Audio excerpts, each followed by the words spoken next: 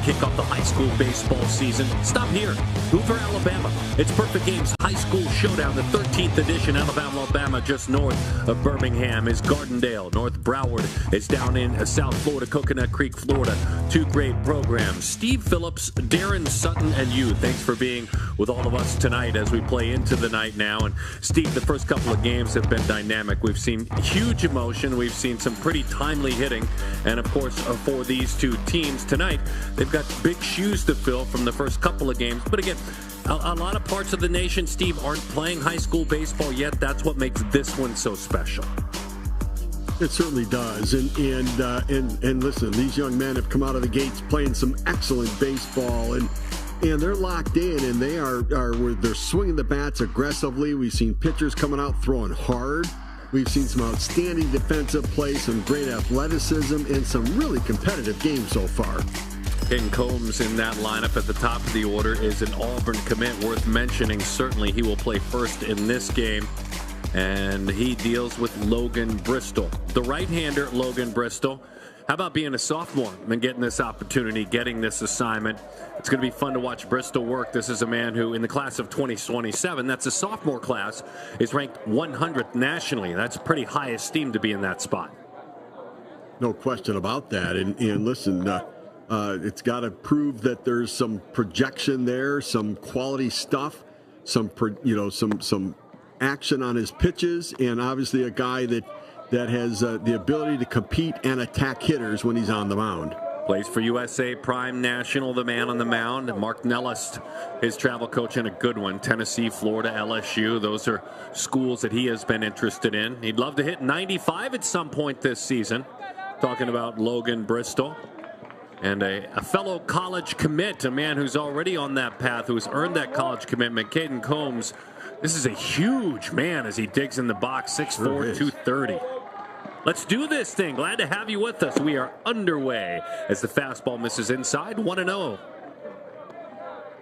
This is a grown man in the batter's box right here. It's about 6'4", 225 pounds, and that may be rather optimistic. I mean, he's even bigger than that right now. Leadoff hitter. Plays for that Ghost National travel team. Pat Gironi runs that travel team, and Caden Combs, the nickname, Polar Bear.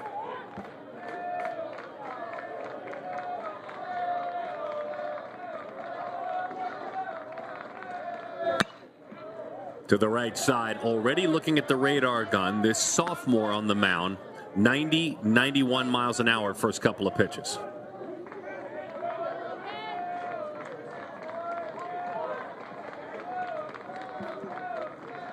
North Broward prep in the navy blue uniforms, rocks and fires right in on the hands. Shuffling over to his left, the third baseman, Alexander Smith, 5'3", one away. Combs has a little Matt Williams build to him, right? Just as sort of a brute in the batter's box right there. And not a lot of starting mechanism to him, just sort of that sort of still hands and just going to muscle the baseball. Nice play at third base, getting it quickly out of his hands over to first for the first out of the game. Yeah, and it's interesting. He thought he was on that pitch, and just a little bit of late life took it right off the heart of the bat. Really good pitch. Not afraid to pitch to contact, what you see there. 1-0 the count to Carson Burdett. Burdett, the second baseman. Makes his home in Gardendale and plays for Billy Chandler. That Mafia travel team is committed to go to Wallace.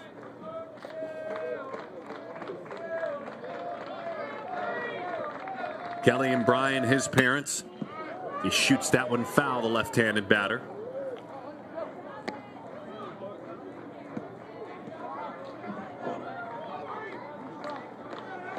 Burdett, his favorite player to watch through the years, and now he goes back and watches video, Ichiro.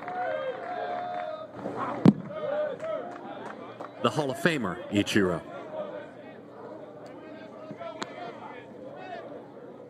You wonder, a little bit of a cool night, that sometimes your hands get a little bit slick. Looked like the ball slipped out of Bristol's hands on the mound right there.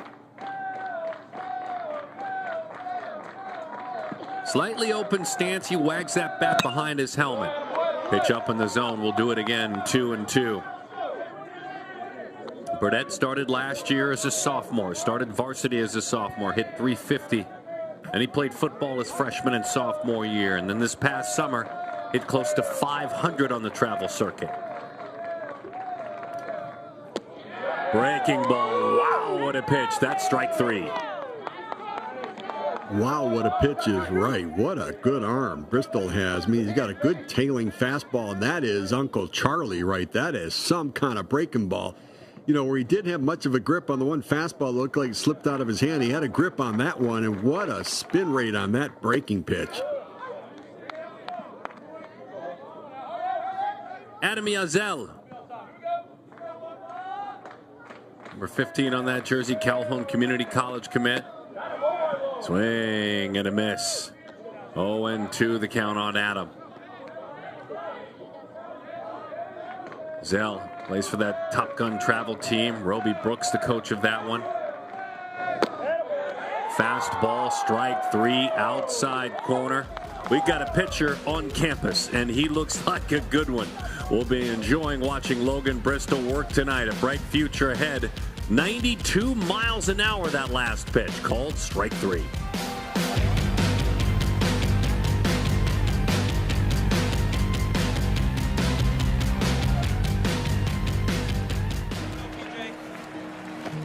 Stepping to the plate, PJ Morlando. I believe this is where it all began. And here comes the pitch. And this is the sweetest sound in the world. Of course, to be able to swing a bat quick, you're going to have to be strong. I believe you gotta rise before you can shine.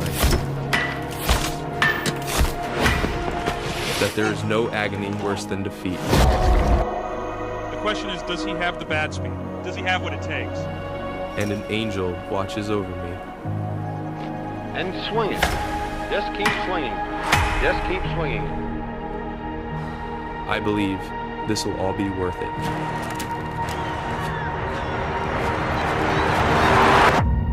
And the next pick in the 2024 draft is...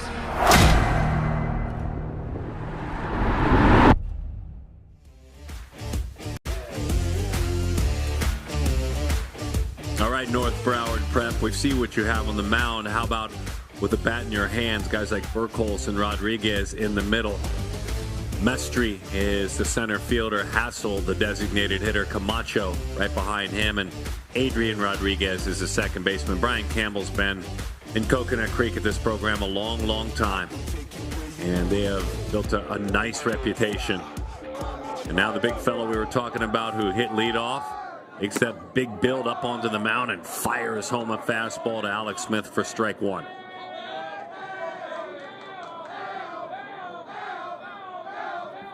Holmes, that big 255 frame, zips it home again, strike 2. Kind of like a Bobby Jenks on the mound right here. Nobody's going to charge the mound tonight. No, nobody's charging the mound. Dude, in fact, if you're thinking about it, please don't ever charge the mound right now. That's a great call. That's strike 3. 3 pitches. Good morning, good afternoon, good night. And strike 3. Different kind of velocity, though. We're looking more at the mid-80s with the high-riding fastball. It looks harder, though, just because of the presence on the mound and you know, the big bulky body out there, but the high-riding fastball as well. He's just saying, I can't see it. Let me get together. He deals with Kieran O'Neill, the shortstop. Central Florida commit. They're going to reset things. That was quite a show, by the way, that Logan Bristol put on the mound on the other side, huh? I'm honestly speechless. You talk about a sophomore throwing 92 with that kind of a breaking ball. Like, seriously, that is in a projectable body and competitiveness and energy on the mound. He is some kind of a prospect for sure. O'Neill with a slightly open stance. Shoots that fastball to the right side. Run down over there. Good first step by the right fielder, Jackson Firestone.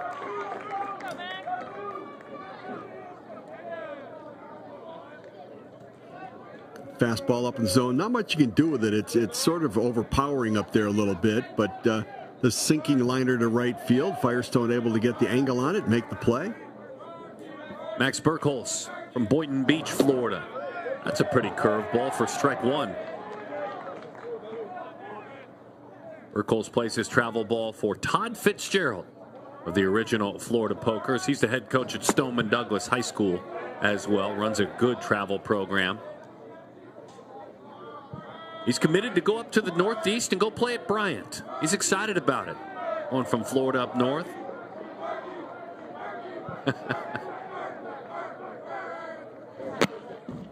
Takes it out of the catcher's mitt. Stevie said, and I quote, "I'm excited to go to the Northeast to attend college and see this thing they call snow.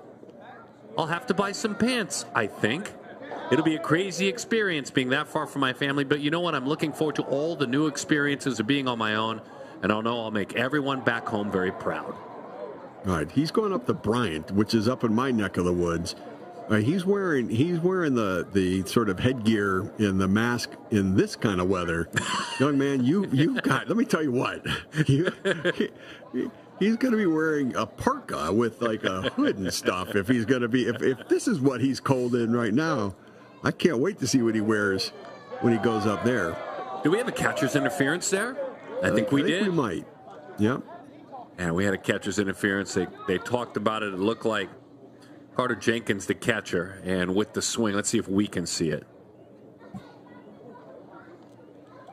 Yeah. Yep, sure was. Yep, that's the right call there.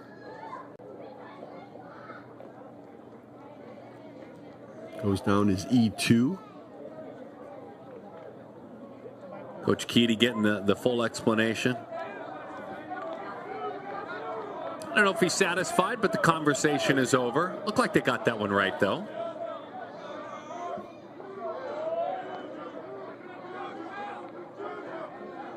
Julian Rodriguez, after the catcher's interference, steps out. Come on, let's run with the pace of these pitchers. They're trying to keep this thing going. Juju, they say. That's his nickname from the dugout. Makes his home in Boca Raton. Plays his travel ball for CBU Scout. Son of Denise and Juan.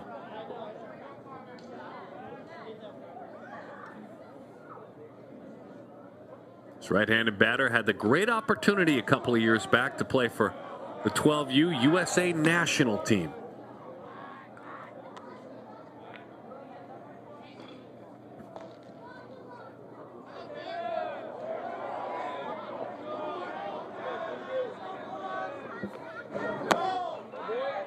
Overthrew that breaking ball. 1-1 the count.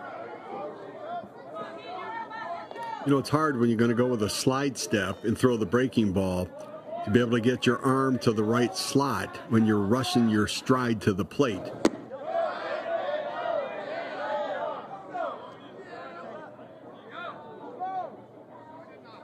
He did not go around. Took him a minute there to really get the full ask in there. How about you check? You want to check? Can you check? How about you? Then they check. Bill Ward, the field umpire, saying he didn't go. He did that time. You're so right, by the way, earlier about that slide step and breaking ball.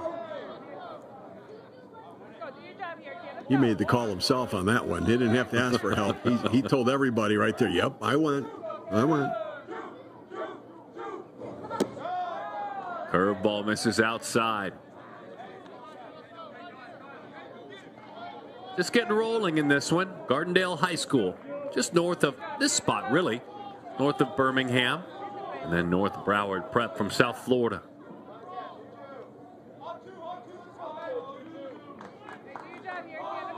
Not too far from Parkland. You heard about, of course, Stoneman Douglas High School. Great program. Tragedy back in 17. With Broward Prep right there in that same area. As a matter of fact, when Stoneman Douglas and so much heartbreak and the loss of life and the tragic shooting on their campus, these men, this team opened up their campus, North Broward Prep, to Stoneman Douglas, as that's high and inside ball four, and said, hey, you need a place to come practice. Our campus is your campus as you guys go through this. So kind of a brother campus, if you will, Stoneman Douglas and North Broward Prep. Just for sake of where it may be, if you're curious. There's a lot of hoodies and face masks, and you'd think it was 38 degrees out there, Steve. Yeah. I guess we're not in Miami, though. No.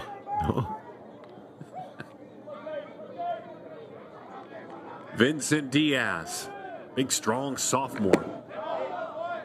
Fastball just off the plate. Carter Jenkins trying to frame it up, had it pop in and out.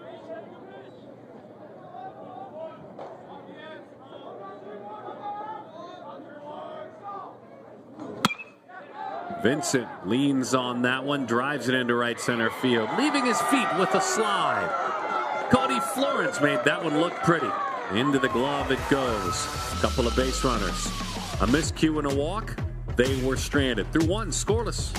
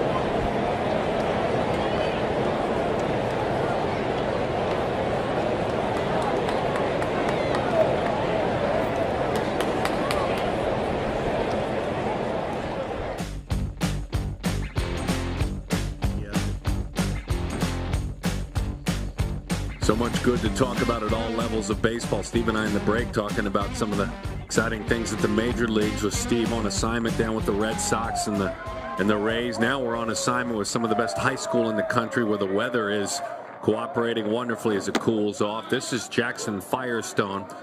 Certainly Logan Bristol did nothing short of turn both of our heads in the first inning, touching 92 with the hammer curveball. So a fun matchup for Jackson as he takes swinging right through that one.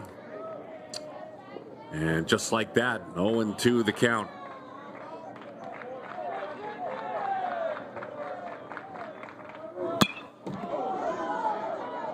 They do it again, 0-2. Took that one right out of the catcher's mitt, right out of the gates. First couple of pitches, 91 and 90. Darren and Steve, glad to have you with us.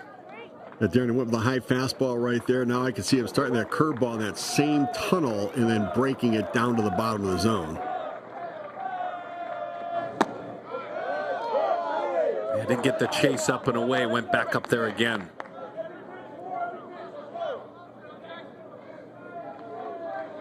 "90, 91, 91, last three pitches. The 1-2 pitch as he pauses in that windup. There's the curveball you were talking about. That's strike three. Wow. I mean, it's just a take pitch. You know, the hitters think it's going to be the fastball up in the zone, and they just give up on it, and boom, he drops it down in the zone. That is just such a devastating pitch, especially when he starts it in the tunnel of the fastball, where they think fastball, oh, it's going to be a ball, and then he drops it right down in the zone for a strike. Cody Florence is the center fielder. Shoots right over his helmet to the backstop. That'll make you a little bit uncomfortable.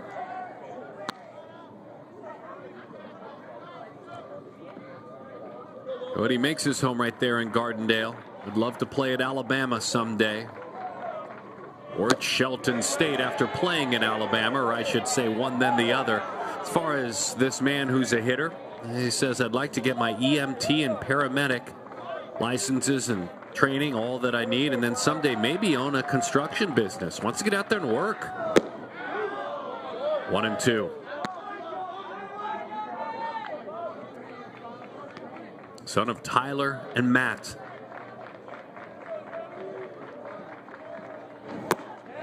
Strike 3. Fastball reared back, blew it right by him. That's 4 strikeouts. He's just overpowering right here. You know, he's got hitters thinking a little bit that they're going to get the breaking ball with 2 strikes. Then he comes right back with the fastball. It's just overpowering. And again, this right-hander, just a sophomore, Caleb Banks, his next foe. Caleb's in the hole 0-1. There's that feeling when you see a pitcher get rolling that every hitter that steps in the box is down 0-1, like immediately. There's that one a little bit wide of the inside corner. 1-1 the count. It's got some teeth on it too, Steve. It's got kind of a good downward tilt to it, arm side run. Yeah, just ask home plate umpire Chad Morrison, who I think got bitten by that one behind home plate on his left leg.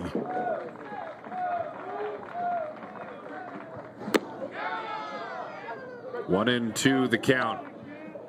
You know, I like he can locate it to both sides of the plate. You know, he can throw it to glove side and to arm side.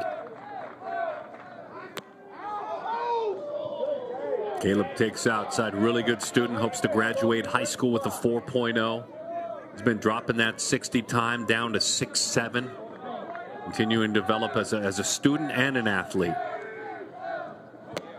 2-2, low and inside. Good take. Thanks to son of Portia and Craig. And he's the youngest of 3 kids. 2 sisters in their 20s, Kristen and Kaya.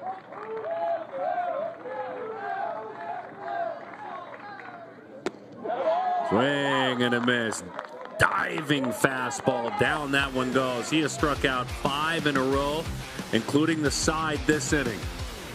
Wicked stuff from the right-hander. It was Firestone. We saw him get the first one with the breaking ball, then back with the fastball, and then 3-2 count, comes back with the sinking fastball again for strike 3. Strikes out this side, 5 in the game so far in 2 innings, dominating stuff.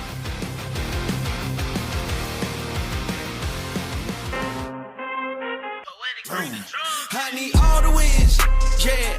Ain't no L's, I gotta get a no call and quits, yeah. Gotta keep on moving no matter how hard it gets, yeah. Better move out the way, cause I'm coming with harder hits. My head is as hard as a brick, but I'm harder than all it is. You better move, you might get knocked out, knocked out. You better move, you might get knocked out, knocked out.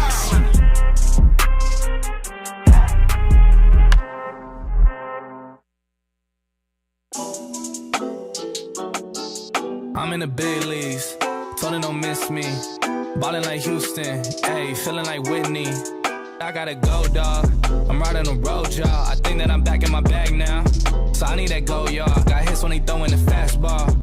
Too much that I've been through, so I put it all in that rear view. Clean money in a black whip. Got old problems with a friends new.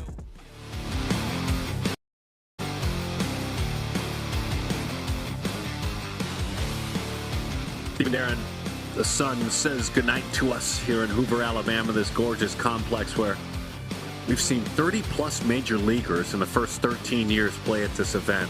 You know it's a who's who when you start looking at some of the alum, the Reese Hineses of the C.J. Abrams, the James Woods, Jordan Walkers, the Ke'Bryan Hayes, all have played in this event with their high schools. And that's what makes it a little bit different as that one is rolled foul. Anthony Mestry is the center fielder to start things off. Number 8 in that jersey. And a senior.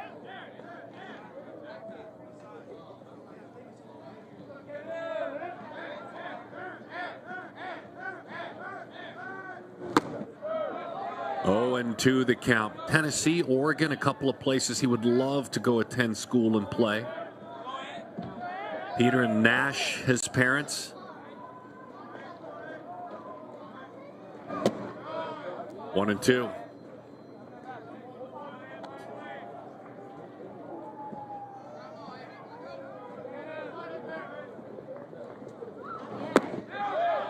Hammer, strike 3.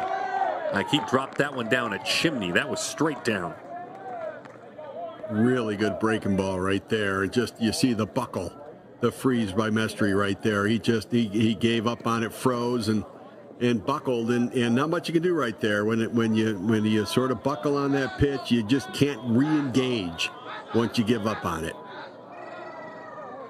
This is Brandon Hassel, and Hassel in the hole, 0-1 the count. Hassel, the designated hitter. Coconut Creek, Florida resident. Love to play at Ole Miss. That's the place he has interest and intrigue as he's watching it very closely. 3.8 GPA. Brian and Rosetta, his parents. Kind of fun. Caden, you can talk about maybe the velocity isn't quite at the same level that we're seeing on the other side for Logan Bristol, but he's just on the attack. Strike throwing son of a gun.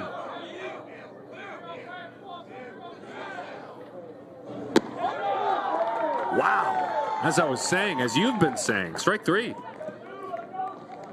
Boy, that just big breaking curveball just drops off the table. That's the 12-6 curveball we talk about. Starts at 12 o'clock on a clock and comes to 6 o'clock on the clock, right? Just drops straight down, and it just locks hitters up. You give up on it because you think it's going to be a ball coming out of his hand, and it drops right into the strike zone.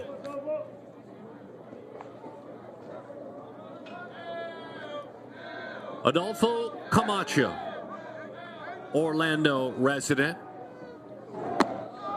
makes the commute down, and I'm going to guess stays down closer to school down there. Right fit for him. Adolfo and Maria, his parents. His older sis is Sophia. Hammer. Oh, he got his bat to the zone quickly and drives it toward left field, toward the wall. He'll enjoy the tour. It's gone.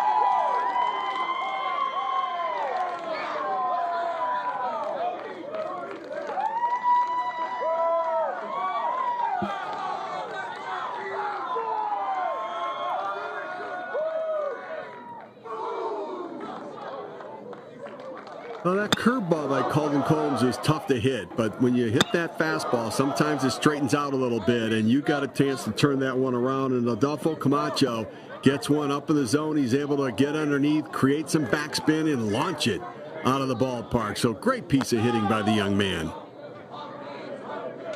That's your 8-hole hitter. Number 8 hitter in the lineup doing that.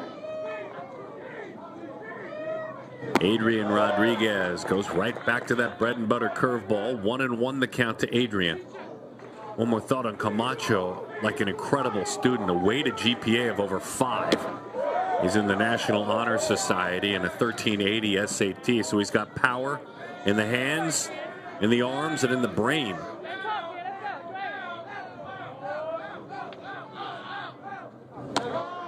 Rodriguez doesn't chase. He's a junior. He's 17 years old. Seen him at about 3 dozen PG events.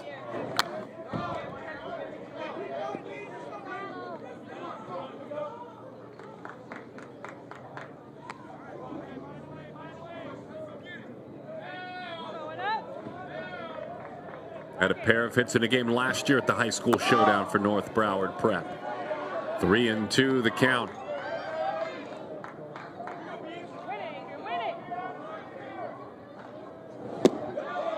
Breaking ball low, they say. Good pitch.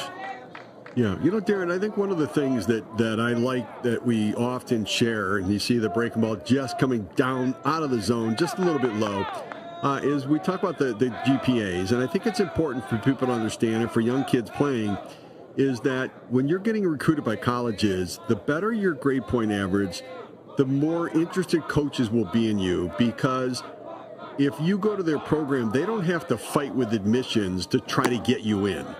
They don't have to cash in a chip, where they have to have admissions do them a favor to get you into their program, because you can get in on their own. And if they can get some money for you because of academics, they don't have to use maybe some of the baseball money that they could get you in on. And there are other ways to maybe get you into the program financially that is beneficial to them in the program. And so the better student you are, the more avenues you allow yourself to be looked at by different programs. And so the better student you are opens up far more doors for you. And so it's really important to make sure that you make academics as important as athletics in your pursuit. Well said, Steve Phillips. Well said. And the man who has a membership in the National Honor Society and has never made a B at all in high school, who sacrifices to travel away from home to go to school for those grades, has homered as well.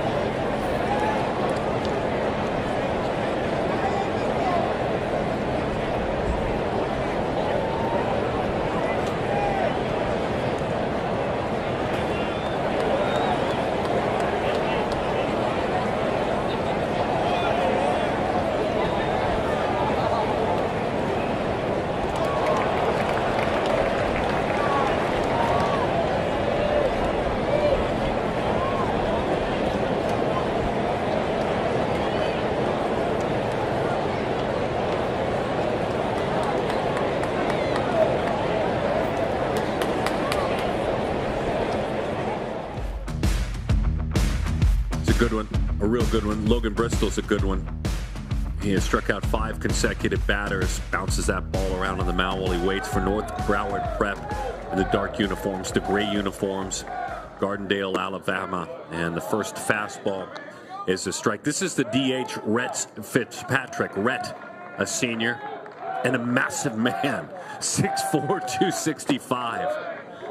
I guess I just say it this way, just don't mess with Gardendale. Yeah, for sure. Like you got Combs, you got Fitzpatrick. That's a front line on a football team. Whips the bat through the zone, takes a Sunday hop right up by the letters. Looked like a ball got loose from the bullpen out there. Baseballs everywhere.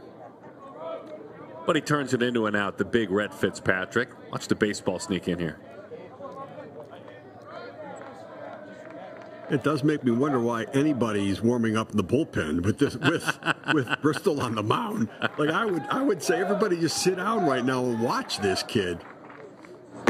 Something tells me as he zips a strike in there to Rowan Warmack that the head coach of the program reminded everyone, all right, let's hustle on back, Brian Campbell. We don't need to toss right now. Let's just watch.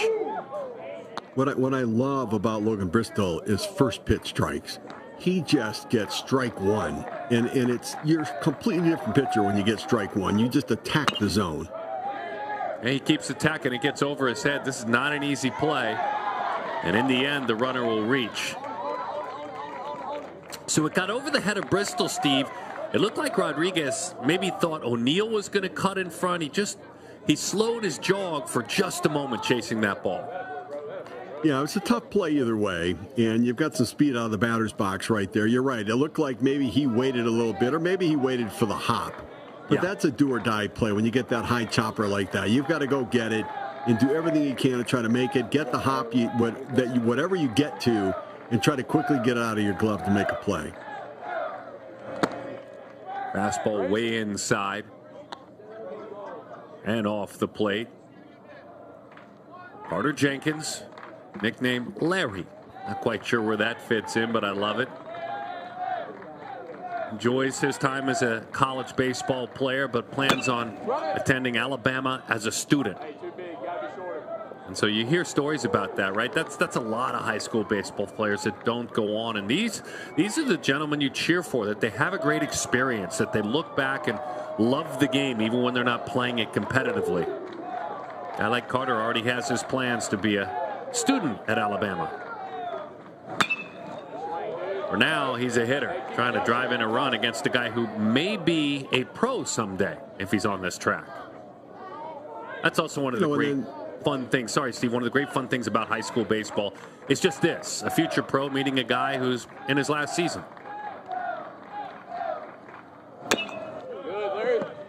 And then he can go on and say someday, I faced Logan Bristol in a high school game. But then, a guy who can then go on and say, I went to college and I went to Alabama and I enjoyed the experience of going to a major college with a great college football program and going to all the college events and sporting events.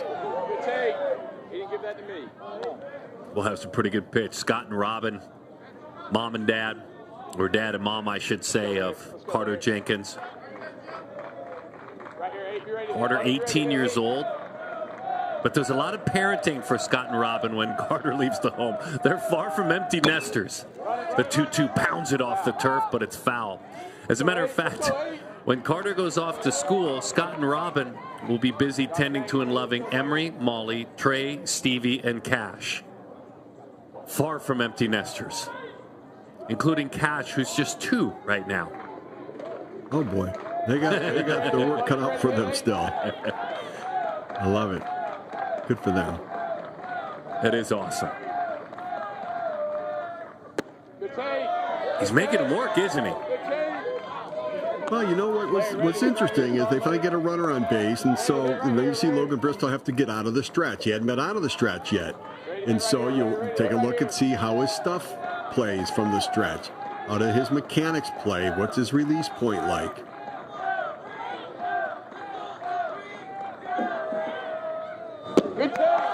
How about that? How fun as he turns to his dugout. The 9-hole hitter knows he's playing in his final high school season. Put a heck of an at-bat on him.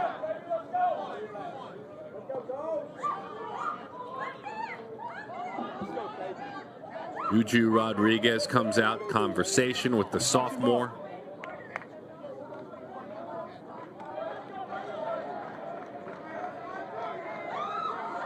As a scout, you're watching this now, aren't you? You're watching how Bristol manages this, aren't you? Yeah, for sure. Like dealing with a little adversity. Let's see what he's made of right now. Big Caden Combs, his foe, who trots back out to the mound. He's a hitter now. 0-1 the count. He beat Caden with the fastball in last at bat. Yeah, you can tell with Caden, he's a big guy, right? And so you want to try to tie him up a little bit because Caden wants the ball out over the plate where he can get his arms away from his body some.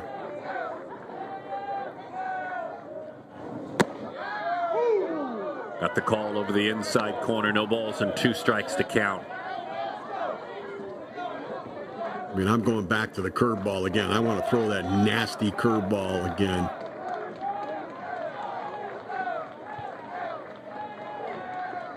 The 0-2.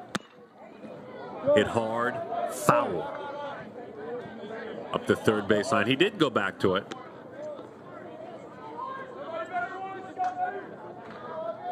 Wouldn't mind going to the high fastball, that higher than high fastball up in his eyes, where he might get over aggressive and try to chase something up out of the zone. One away. That's exactly what he did. He elevated the fastball with a ton of effect. Tried to go away with it, but he did. He sort of missed in over the plate, but it was up and up high enough where you saw, Combs trying to lift it. You saw it going with the uppercut, and he swung right underneath. Big second out now, Carson Burdett. Carson puts it on the ground. Right by the first base bag, Vincent Diaz steps on that bag. There was some noise made by Gardendale, but in the end, the talented Logan Bristol, the stuff, despite being a sophomore, worked out just fine.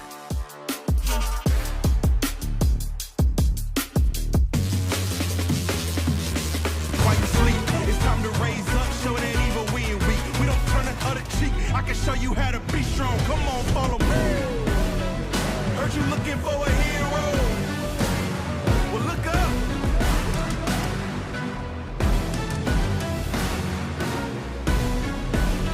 I know the journey got hard for a minute, but I ain't giving this up.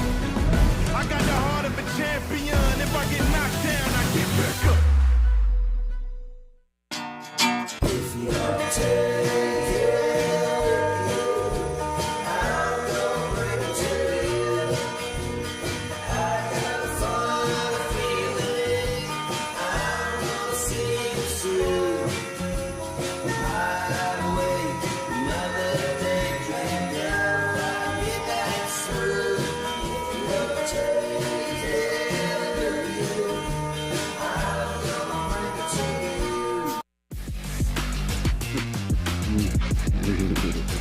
High school showdown in Hoover, Alabama. The big fella out to the mound. It's like he's a guy that could literally get on the front line and lead a tush push for football. That famous touchdown play that the world champion Philadelphia Eagles made famous. Big, strong Caden Combs. By the way, Combs is, despite the size and the strength, he's aware of all that, has really worked hard on his speed, and he makes it clear, just get a little faster. I understand my limits, but understanding my limits, I've still worked really, really hard to add a little speed to who I am as an athlete. I love hearing that instead of saying, well, I just can't do that. That's not who I am. Combs saying, I'll work on it. Yeah, I love that too, right? I mean, just get better at every aspect of who you are as an athlete. Pretty good curveball to Kieran O'Neill, dives outside. Gardendale in the gray uniform, the dark uniforms, North Broward Prep.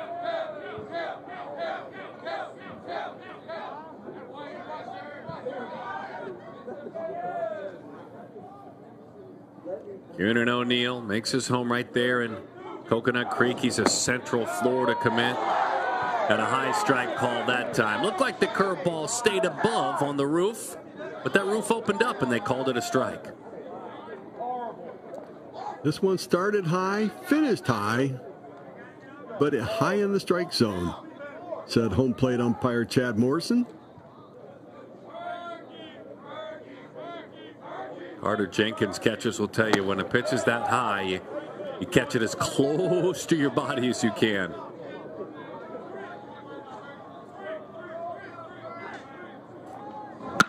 Max Burkholz with a base hit to right field.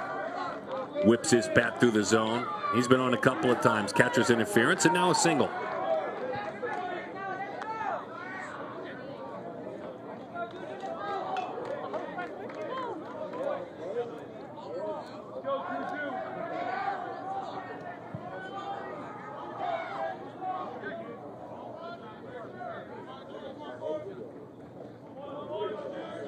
It's North Broward Prep team reigning state champs in the state of Florida, as the catcher Julian Rodriguez skies it to shallow left field, and Rowan Warmack makes the play for the second out of the inning.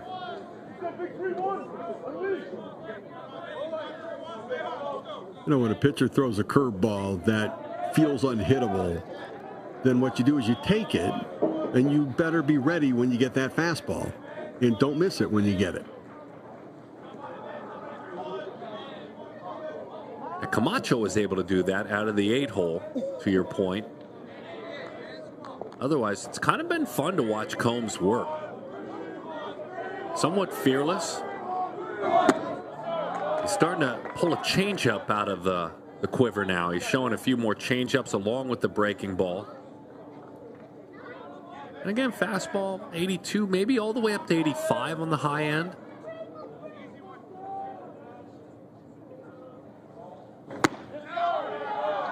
That's the outside corner, 0-2.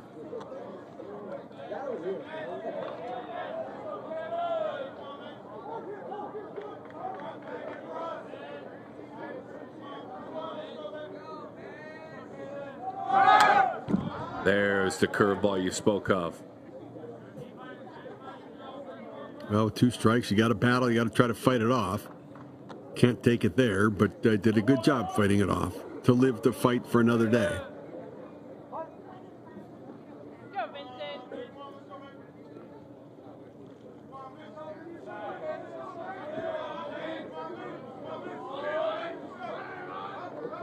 Just a sophomore in the batter's box.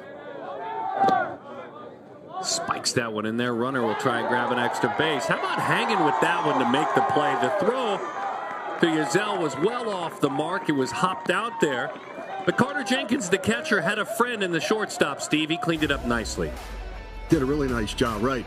Tough pitch to throw as a catcher. The ball scoops it out of the dirt, able to quickly make the release, but a nice pick at short. Did a good job putting it in front of the bag, letting the runner slide into the glove, apply the tag, get it out of there, hold on to the ball, show it to the umpire, you get the big out.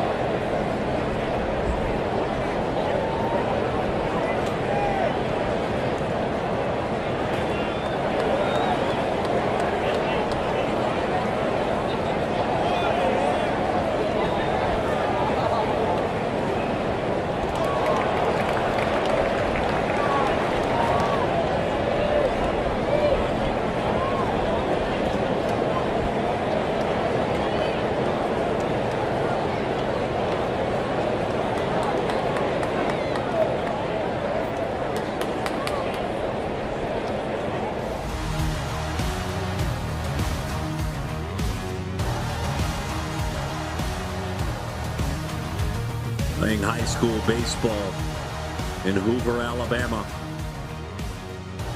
And Yazell to lead things off. And as dominating as this right-handed pitcher has been.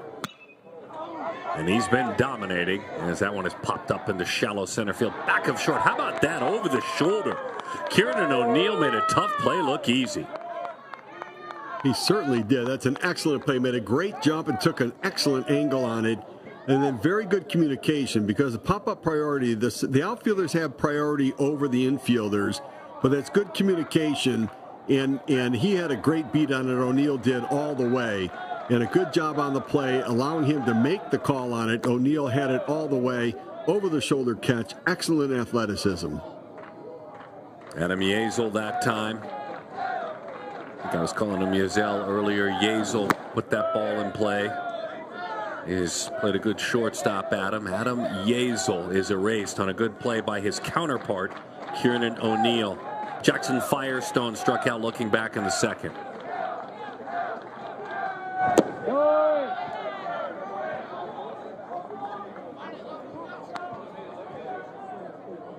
Kind of a gritty looking Rusty Greer, Lenny Dykstra, kind of a gritty looking left-hander in the box. Ball four. Nothing grittier than a walk. Yeah. Steve made a good point earlier, folks, talking about how you can change things with academics. And I think sometimes in our space, content space and amateur baseball, we get caught up with Power 5. No offense to them. They're big stories. But most of the perfect game athletes, most of the perfect game dreamers are not that, are not Power 5 players. They're hoping to play JUCO. They're hoping to play D2, D3, NAIA, or a smaller school. And that's a huge percentage. The tiny percentage are the elite Power 5 players. And, man, you were mentioning grades, and you talk about how a coach can not have to spend a chip to get you in. You literally, all you students out there that maybe can help yourself as a walk-on or someone who's going to a D2 school, straight earn money. You can help your family, make it easy for them to support you to go.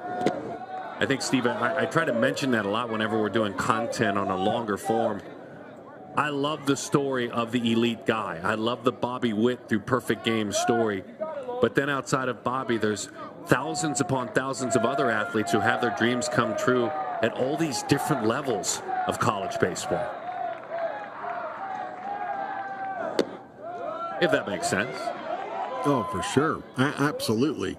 And I'm telling you, the academic portion of it is so important. And the other part of it is that the aptitude to learn the game of baseball, I believe, is also tied to the aptitude to learn in the classroom. I really do. My experience is that those that were good learners in school were also good learners on the baseball field. Those that the players that we had that came over from the Caribbean who learned the language also really learned the game very well too. And so it to me, if you're a good student, there's so many doors that open up to you and opportunities. And make it easy on yourself to get those doors open, no matter what level of baseball you're going to play. A little bit of noise being made around Logan Bristol. A couple of walks to start this inning. Now he's looking in right in the eyes. He's still right there, 89-90. Early in the game, he had touched 92, but he wasn't living at 92. He had touched it. So still plenty of giddy up on that fastball at 89-90 for the right-handed pitcher.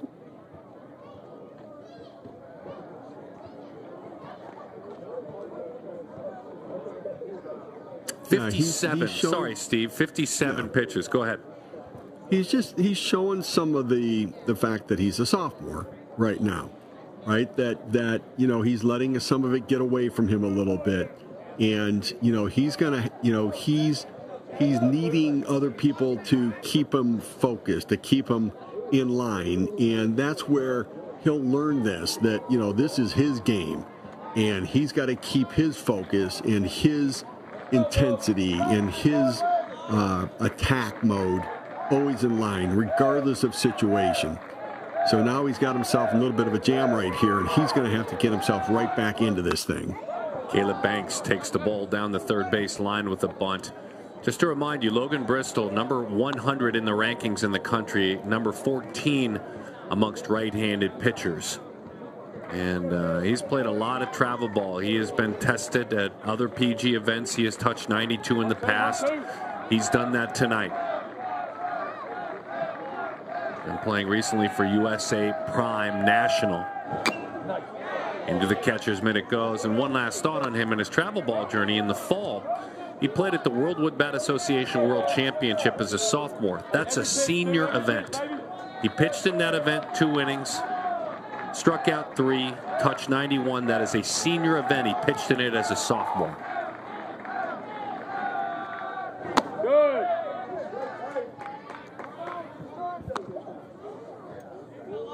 So I would back it up again with another curveball right here. This is where he needs a strikeout.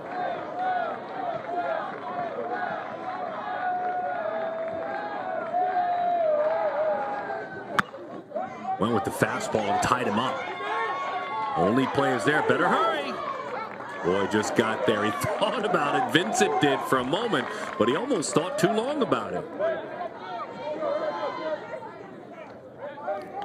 Yeah, jammed him and just in good hustle down the line. Listen, give him credit. Hustle down the line right there, but you're right. He took a look to try to figure out where else he could go and didn't have a play anywhere else. Now, in the meantime, he should have hustled over. Bristol should have gotten over to first just in case he needed to cover the bag.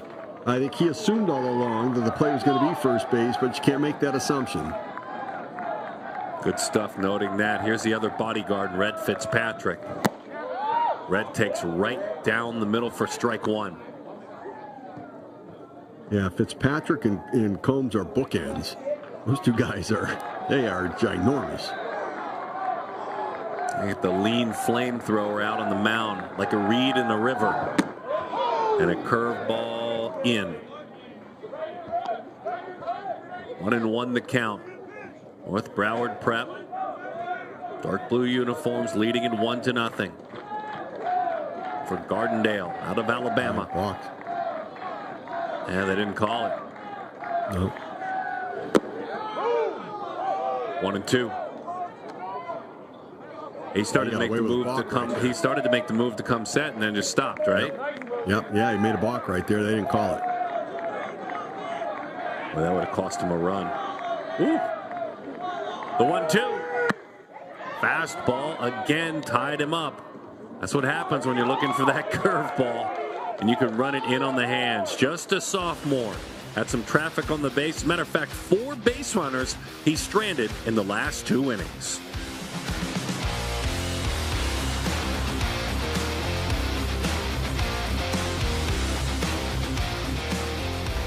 Wow, it feels brand new. That's crazy. I feel no pain, nothing. That's like crazy.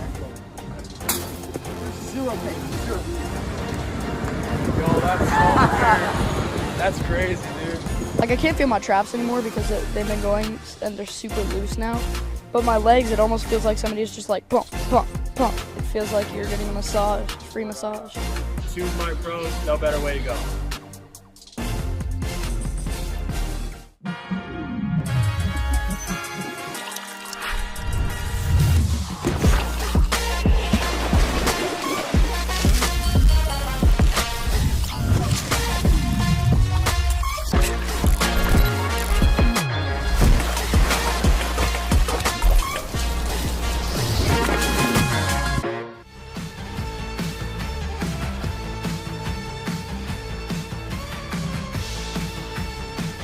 Steve Phillips, Darren Sutton under the watchful eye of the lights here in Hoover, Alabama. Just outside of Birmingham, this gorgeous complex. Just down the hill, a brand new complex from the Hoover Met. Historic stadium, hosting the Barons for a generation, hosting Michael Jordan in right field in 1994. And every single year, the ballpark up on the hill above this quad hosts the SEC baseball tournament, the finest conference baseball tournament there is. Vincent Diaz to lead it off. Vincent, Anthony, and Brandon.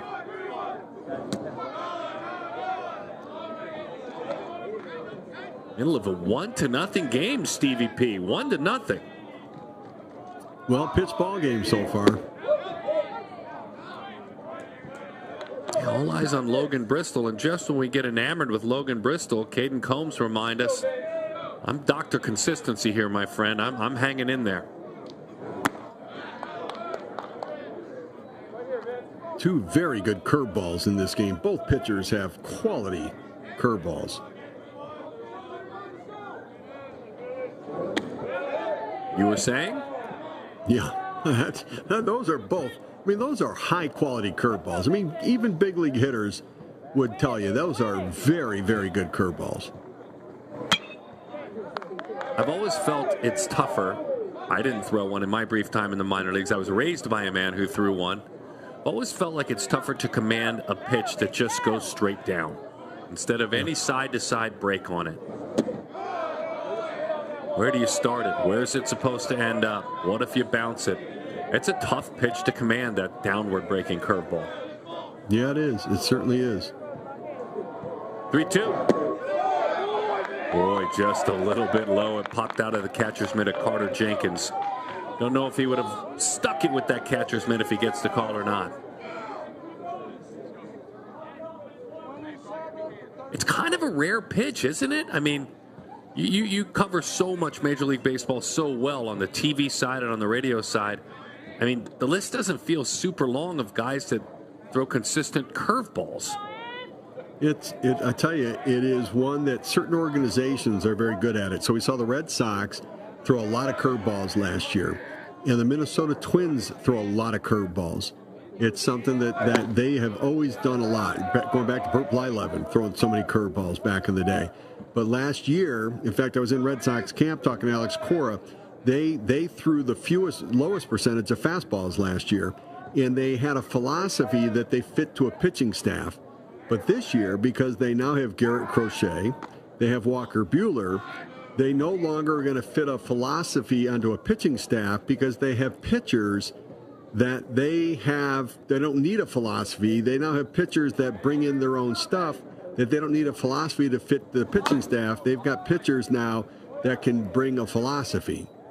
And it is different. And now in Minnesota, they've always believed that curveballs are the way to get hitters out because it's tough. Because when you look at batting averages against pitches, curveballs always have the lowest batting average against the pitch. It's just a very tough pitch to throw consistently, accurately. But in Minnesota, Griffin Jax last year was one of the best relievers in baseball, and his curveball was so effective. This is a up curveball, but the change in speed made the difference. Yeah, Mastery's had a tough time with that curveball. Got locked up on it earlier, swung and missed at it, and got it again right there. There are times when that spinning curveball, what do you guys call it? Cement mixer curveballs or cement mixer breaking balls. Sometimes they can trick a hitter just as much as a good one. Oh yeah, they look good, and you think you're in it, but you double clutch on it, right? You think you wait. You think you're gonna get it, and you just can't time it. Brandon Hassel. There's a curveball. It's a ground ball. He was ready. Base hit left field.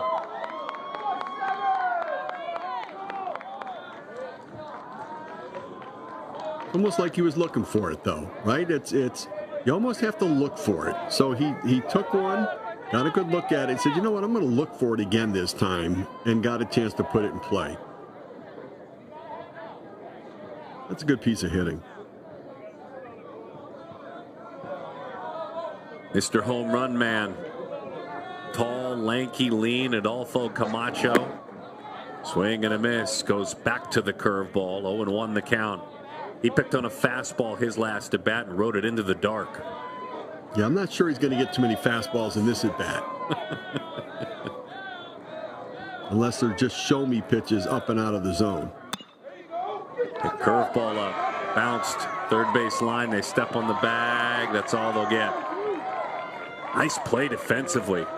But Caleb Banks goes and gets that baseball. That gets by him. That's damage. Nice play. Was a very good play. Took it into foul territory to be able to come back and at least get an out on it. Excellent play. You're right. That ball gets by him down the line, and the runners are still running. And maybe the best curveball he's thrown. Swing and a miss to Adrian Rodriguez, who walked.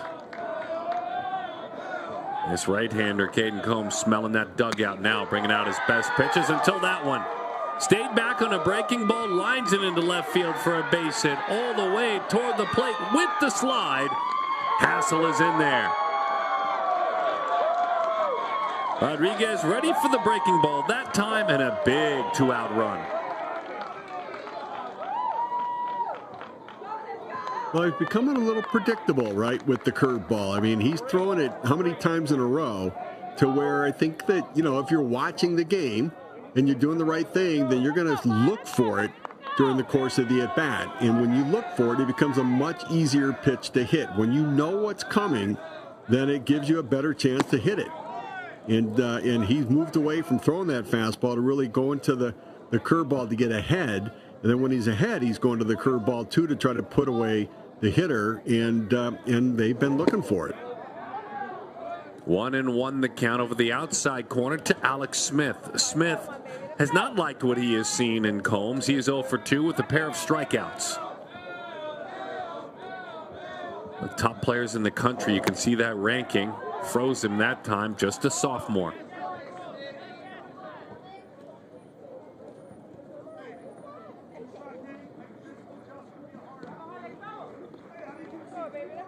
Alexander, his given name, looks out as they have a conversation about him. He's a top 40 middle infielder in the class of 2027.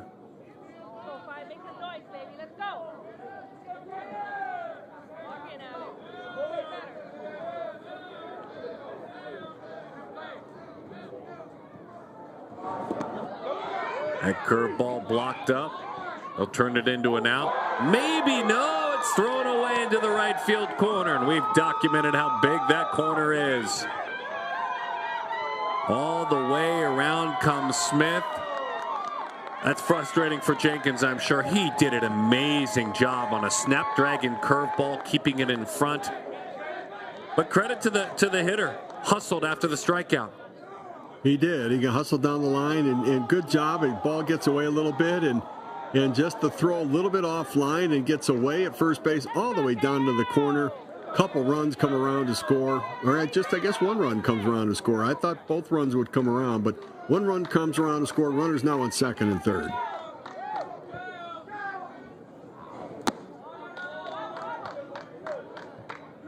You got that one right, Steve. Right. Both runs did. Yeah, both runs scored. It's 4-0. Just a runner on third. You're right on the spot on that one.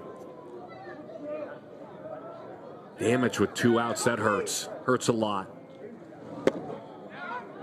That one darts over the inside corner.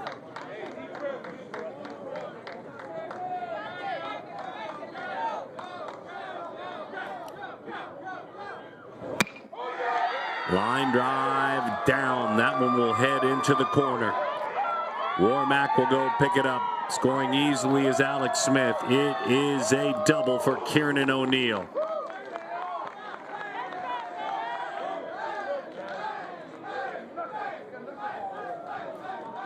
Well, they figured out that breaking ball right now. Got another one out over the plate, pulled it down to the left field corner, picking up the runner from third base, putting himself in scoring position, dropping the sledgehammer. We'll have a conversation. 3 2/3, couple of earned runs, couple of unearned runs for the big fella. See if they opt to make a move and take a look at someone else in the bullpen. Hard to argue with the method of attack and the ability to throw strikes and the belief in his fastball. A third time through the order, they started to pick him apart. But again, got a fielder's choice. You've got to walk. You've got to drop third strike in an error. So there's been some tough luck, too, for Combs. There has. And you know, I think that part of it is, you know, he got away from his fastball in this inning. I think going through third time through the lineup, he kind of abandoned the fastball, thinking that I better just only go curveball right here. And when, you know, I think he got a little predictable to the point where the hitters, I think, at some point just thought, let me just look for that breaking ball. And when you just sit on the one pitch, and I think with any hitter, if you know what's coming, you've got a much better chance to hit it. And when you narrow your focus and only look for the one pitch and you get it, it makes it a much easier pitch to put in play. North Broward prep, the Eagles bouncing around on the base pads. 2 outs, runner at second. Like a change up there, rolled to the right side. Is he going to cover the bag? Not in time.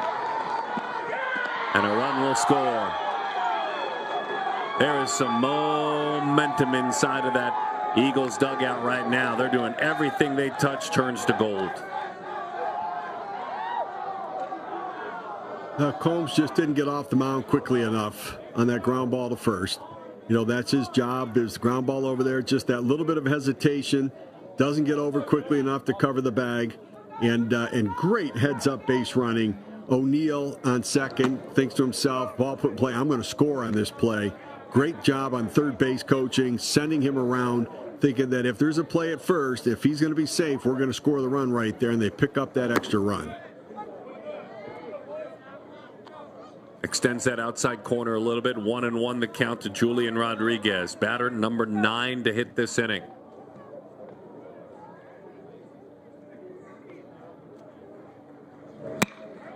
Goes down, gets a breaking ball, lines it in left field. It settles in.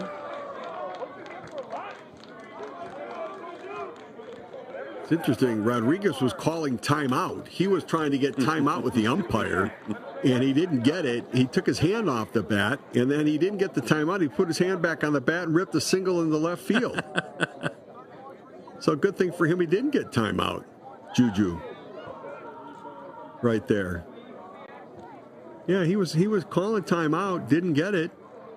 Luckily he didn't get timeout. He got a base hit. Jenkins comes out. Conversation. Runners on first and second. The two of them know they're either buying time for the bullpen. After he didn't get time, that was a pretty approach. Yeah, it was. He had a pretty good swing on it. Got a pitch inside and just pulled it down the line.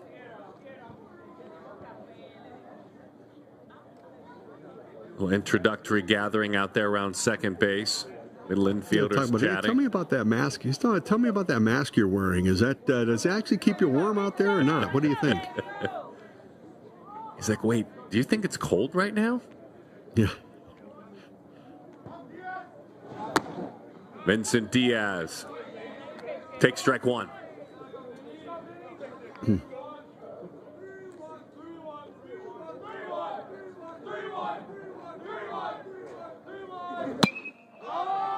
Vincent pops up a breaking ball.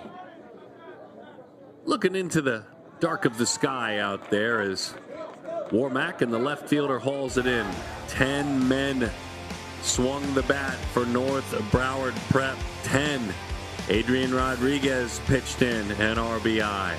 Kieran O'Neill was not shy to help out. Max Burkholz had a single as well. Everyone wearing their hitting shoes.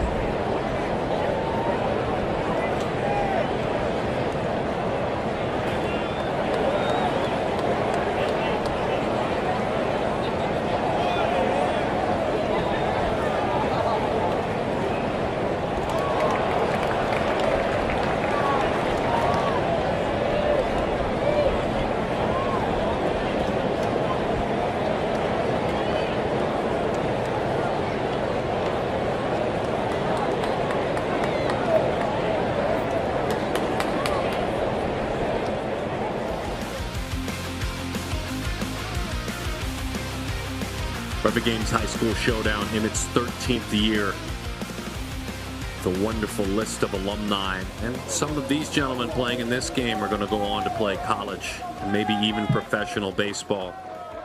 Ron Warmack steps into the box. Not sure what's official, what's not official, but Warmack in his first at bat hit a high bouncing ball, got over Bristol's head.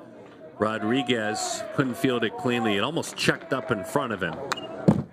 And for our money, anyway, Steve and I were talking about it. That's the only hit in this game, the only one. Maybe you could have scored it the other way, but that's really the only hit in this game for Gardendale, this man.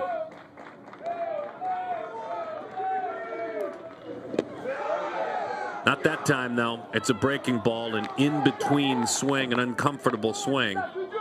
And so this time, Rowan goes down on strikes.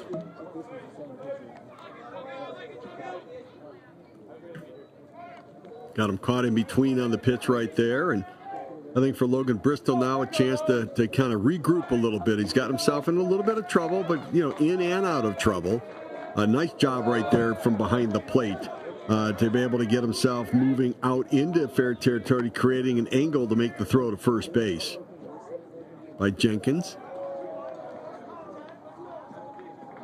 I'm sorry, by the catcher for Broward. Yes, Julian. The other old man catcher's right here. This is the one we have come to. This is the one we've come to throw our arm around because he's made it clear. This is it for me. I'm a catcher. I'm going to Alabama to be a full-time student, and I'm going to enjoy every moment of this. His first at bat against the future pro, he walked. His second at bat, he may be about to walk again.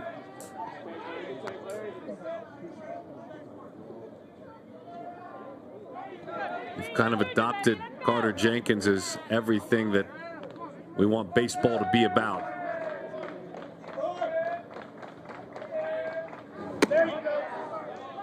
And he takes over the inside corner.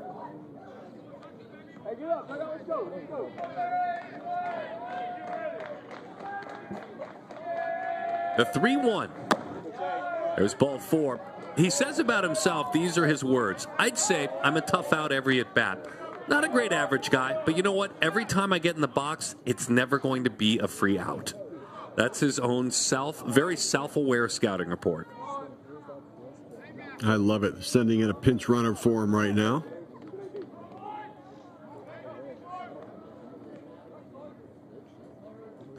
Good teammate. I'm guessing he's one of the leaders of this team as well.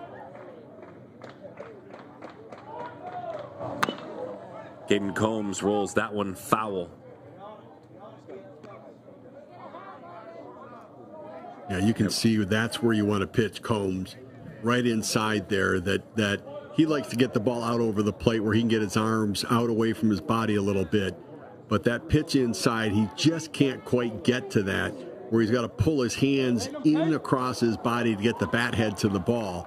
But that's where you can tie him up a little bit. They're setting up away, and that's where he can hit the ball. Oh, look out. Goodness, did that get his helmet? Yeah. Oh, boy. Oh, man, let's hope he's okay. That's so scary.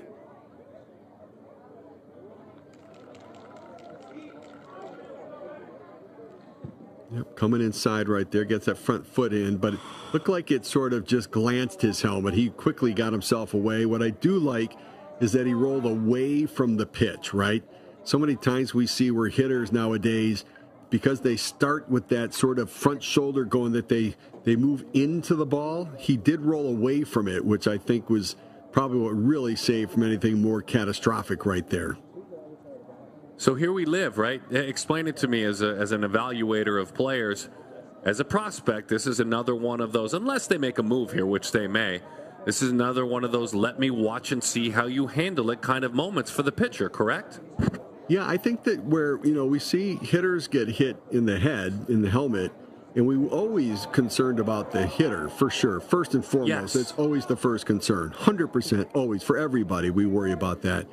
But then there is the emotional and mental impact on the pitcher, because they're bothered by it, they're worried about it, they feel horrible about it, and then they start to think about it, because what they constantly picture is that they picture themselves having thrown a ball that hit the hitter in the head, and they can't stop picturing that. And then, they tend to think about it, and when you keep thinking about it, the thought is, do I repeat it? And then they try to overcompensate for it so it can be a thing for them. And so, how do they manage it? How do they handle it is something that certainly is a factor. Now, he seemed to come right back in the strike zone, which is a very good thing to see. Maybe helps to have a man on the other side of the plate, too. Something to not concern you about coming up and in. If you're, a lot of times the body flies open, you're tired as a pitcher, the arm doesn't catch up. That's why you miss up and in. And if you're going to miss there, then you'll just miss in the other batter's box. Got the call, by the way, 0-2 the count. Yeah, the left-handed hitter coming up probably is a much more helpful at bat. It's always a teaching moment, whether you're up or down 6-0, especially when you're working with a prospect. That one skips away. Runners move up to second and third. You baseball fans know it. If you're a baseball player out there watching, you know it. There's so much pride in this sport. I mean, if you're Gardendale right now, despite the fact that you're having it handed to you on the mound pretty good, it's a simple mantra: just get one run. Let's just get that skunk out of the box, get just one run, and let's see what can happen after that. There's a pride in scoring. Listen, we saw that in the earlier game today. 2-2.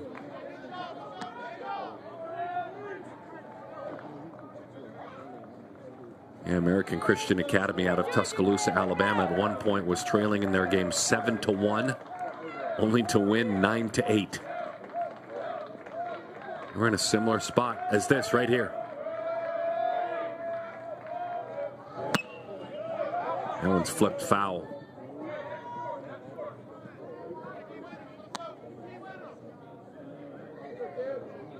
In our opener on the broadcast schedule, Bob Jones out of Alabama beat Presbyterian Christian 8-0, a school out of Mississippi.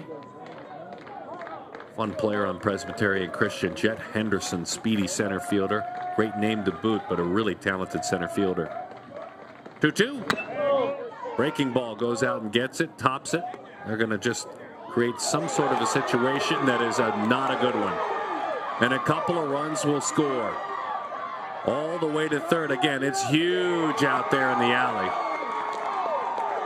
So what happened is, and Steve's going to help us with this, Bristol, I think, saw a little bit of aggression from the runner coming down the third base line. It distracted him, then didn't know where to throw it, so he threw it home. Yeah, it's a 6-0 game. And, ground ball, chopper back to the mound. And so he saw some of the aggression coming home.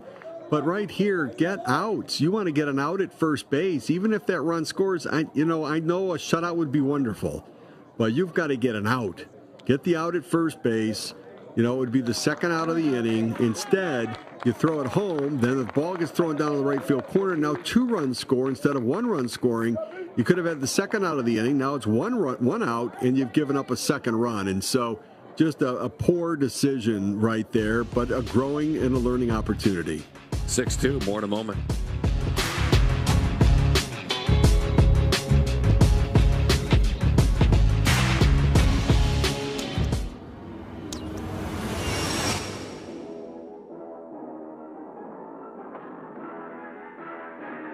Three, two, one.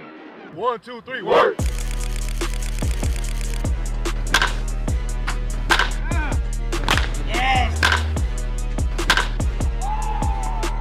Mine bat's better than any other bat I've used last year. This bat just has more pop than any other wood bat that I ever used.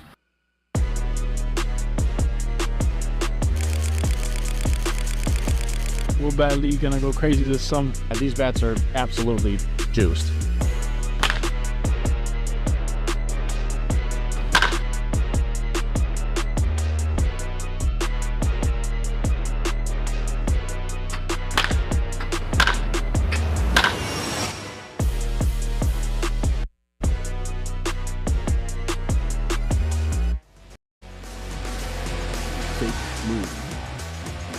Aggression on the base. Steve and I talking about it in the break, and it's an opportunity to see a new arm, and that excites us certainly. We love meeting talented athletes. We love learning, though.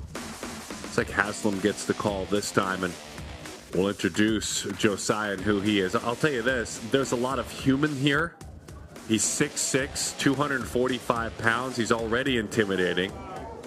Looks like we have like the size and the presence of a young CC Sabathia up there on the bump.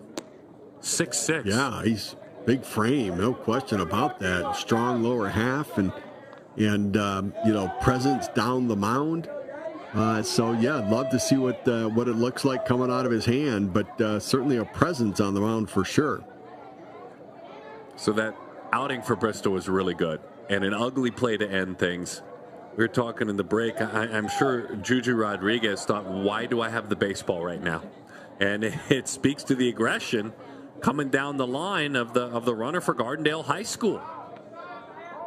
He only took about 3 big steps. That's about all, right, Steve? Right. I mean, it was the aggression coming down the line and putting pressure on. It was a Carter Jenkins, right, putting pressure coming down the line and drawing the throw to the plate. So it ends up being an E2, error on the catcher, but really it was an error on Bristol throwing it home, where he should have just thrown it to first base to get the out at first base. That one dives low with the talented Adam Yazzel. Yaz struck out looking back in the first, popped up to the shortstop in the fourth. And it became a game of hot potato. That's almost what I picture with that baseball being thrown around earlier. Or froze him with a fastball over the outside. Josiah, Lake Sumter State College, his college of commitment. Just turned 18 years old.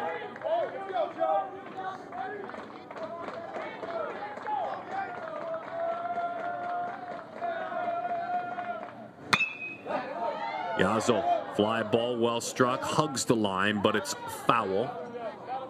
Yeah, dancing around the mid-80s thus far with this left-handed pitcher. I bet, Steve, you can dream on it just a little bit. I mean, maybe not all the way to the big leagues, but you never know. If you're 85 with that frame, you may still be coming into your velo. I mean, JUCO may be the best choice for this man. Yeah, I wonder if he's any relation to Udonis Haslem, the basketball player. 'Cause he's a big, strong-looking kid. And I'm wondering if, North Broward and played for the Miami Heat. Nice little play defensively. Did they give him the out at first base on that one? It was close. Looks like they did. It looked like a really close play at first base. Good hustle down the line right there. Steve, I have a quick update for you. Yeah. You ask the right questions. Not only is he related to Udonis Haslem, it's his son. Yeah, interesting. Yeah. His mom is wondered Faith. that with that His size. dad is Udonis. Brother Elijah and Kedonis. Yes, Udonis Haslem. Unsuccessful professional NBA career. Volunteers a lot with his dad's foundation. 4.2 student.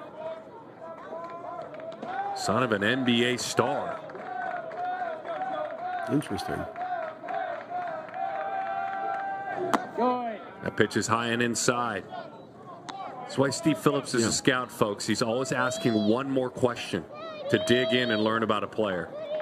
Yeah, I will tell you that I'm not giving up on this guy. I just have a feeling athleticism and I mean, that went right over his head. But I mean, there's athleticism, there's competitiveness, there's to me, junior college is fine, but I'm going to keep watching because I have a feeling this is going to left-handers bloom a little bit later. How about that? You could dream on that pitch. 2-1 the count. Look at that downward tilt, that downward angle. Yeah, I think the velocity is going to come too. I think there's a lot in there still. I do. I see him starting to bloom a little bit later, and he's going to be a guy throwing in mid-90s at some point. 2-2 the count. Dad Udonis Haslem playing 20 years as a professional, scoring close to 7,000 points every single moment of every single game in a Miami Heat uniform. Come on, Ford.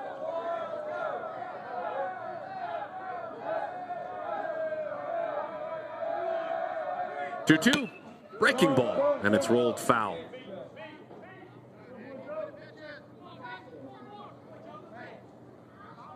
It's fun getting inside the mind of a scout, isn't it? As Steve starts to put the puzzle pieces together about players. I mean, you think he probably, I would think he's probably played a lot more basketball than he has baseball growing up. I mean, it would make sense, that he probably hasn't had a lot of coaching with baseball at home with his dad just because he probably played more basketball. Fastball, outside corner, that's strike 3. Conversation about the talented left-hander, young Mr. Haslem, will continue. 6'7" and a bright future. Scouts dreaming on that.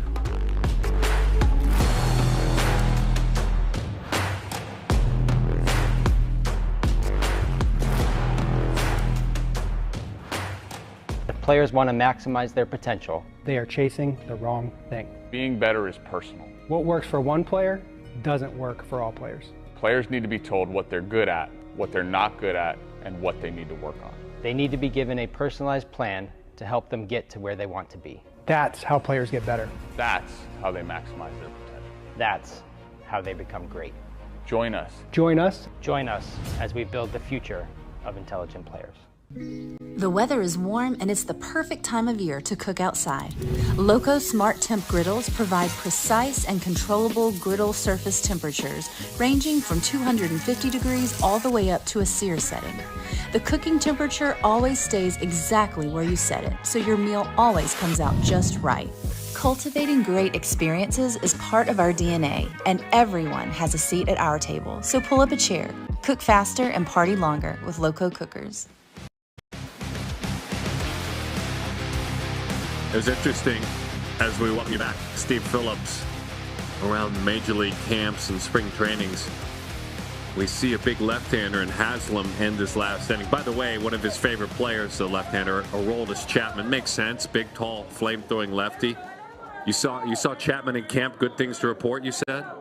Oh, he looks great. He lost about 20 pounds. He said just didn't feel loose enough last year. Thought he needed to lose a little weight. He's throwing 103 right now in camp. Yeah, that's a tough one there. The two players get together. The larger guy keeps calling for the baseball. And he knows better as a pitcher. He knows he's got defenders all around him. Let those gentlemen make the play. Yeah, pop-up priorities. And, you know, the infielders have priority over the pitcher. The pitchers are supposed to get out of the way. Even the big guys are supposed to get out of the way. Even if you're bigger than everybody else on the field, you're supposed to get out of the way. And the shortstops have priority over everybody else in the infield. And so a miscue there. Burdette and Yazell both had an option to catch that ball. And I get it. I get the, you know, the alpha mentality and let me just take this and help my team out. Totally understand it. But as a lifelong pitcher, at least in my younger years, there was nothing better than having defenders behind me. Happiest thing in the world to have defenders behind me. That's when you just spin out of the way and go back up a base. Braden Hassel now has got a base runner out there in front of him.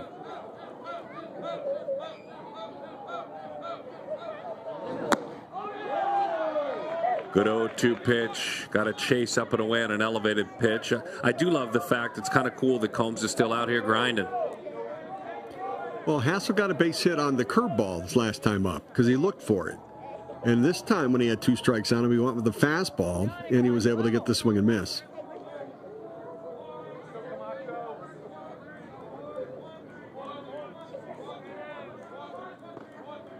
Rodolfo Camacho. That one slips through the fingertips. That was supposed to be a breaking ball. Just came right off the fingertips. I'm talking about it earlier on a cool and crisp night. That baseball can get dry quickly. I think he hit the bull on that one. I think so.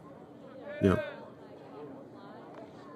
I mean, if you really cared about the young right-hander, get him a pine tar rag out there. I mean, that's how I was raised anyway. Get him whatever he needs. 1-1 count. Absolutely. Steve, are you up early in the morning hitting a big league camp again? I am headed to Twins camp tomorrow. Minnesota Twins camp. Looking forward to it. Clean living, Steve Phillips, because it's late. It's what, 10, almost 11 o'clock?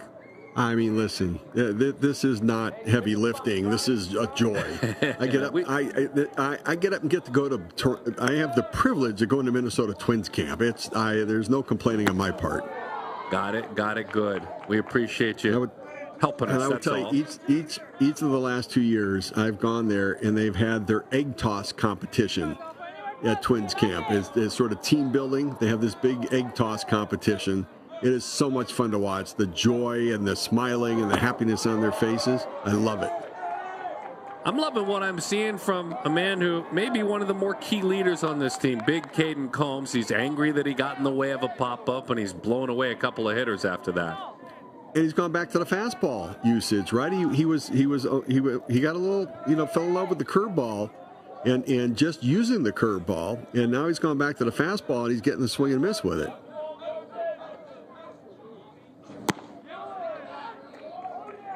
It's funny with Combs, being a Butch Thompson, Auburn kind of guy, just a winner. He's a slugger. He's a first baseman. He's pitching tonight to help his team. Otherwise, he can play on the corners. He's going to have big power in the SEC as a hitter. 0-1 the count. Adrian Rodriguez 0-2 the count. It just feels like Butch Thompson seems to find guys like this. There's a player on that Corona team by the name of Ethan Bingaman, that high school team in California. Edgy. I mean, really edgy. Transferred to be on the team where everyone's good, a team full of alphas, just to make himself better. Has that same kind of edge, Ethan Bingaman, I should say, is Caden Combs, the perfect game All-American. Bingaman, kind of the same guy. One's in Cali, though, and the other one's here in Alabama.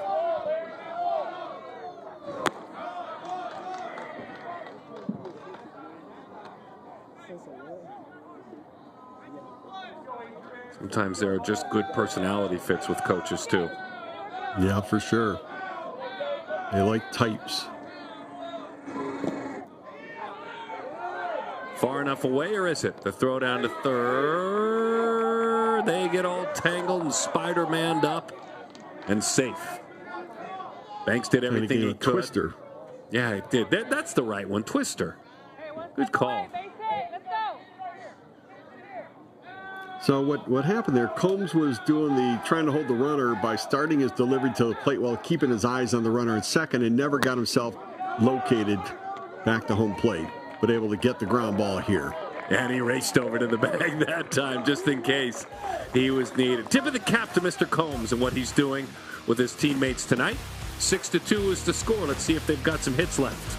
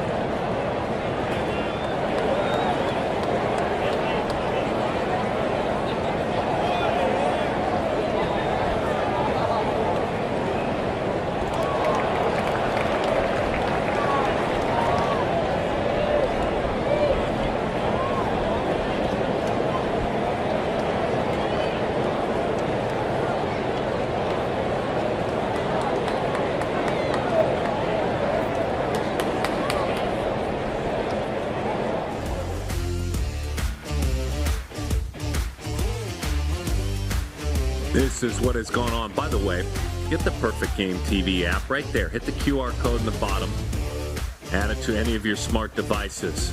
I can debate that line score a little bit. That's the official line score. Steve and I will debate that. There should be one hit, we think, for Gardendale. That's tough official scoring. Either way, Bristol was great.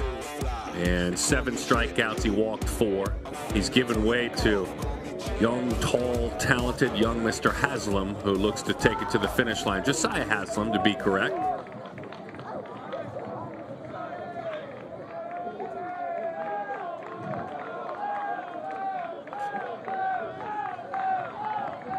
And away we go with this Gardendale squad as that one is flipped foul and off to the right side. Cody Florence is the center fielder. Struck out. He has walked as well. Slightly open stance. 0-2 the count. You know, Darren Haslam has one of those deliveries that just seems like it's smooth, slow, easy, and all of a sudden the ball jumps on you. And I think that as he gets more fluid with the delivery and more strength and more action and more wrist action, I think the ball's going to have even more explosion as it comes to the plate.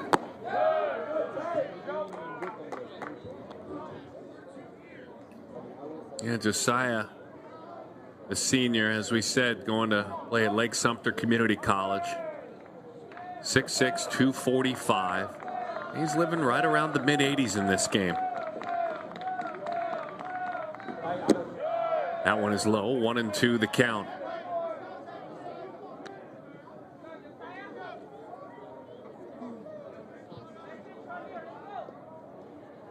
They're saying a really good student. Has played for MLB's Breakthrough Series team. Got invited to play at the Hank Aaron Invitational. Major League Baseball doing such a great job with those events. It's fouled back to the screen. Having an impact of growing the African-American presence around the sport of baseball. Tony Regans, Dale Matthews putting their best foot forward in that area.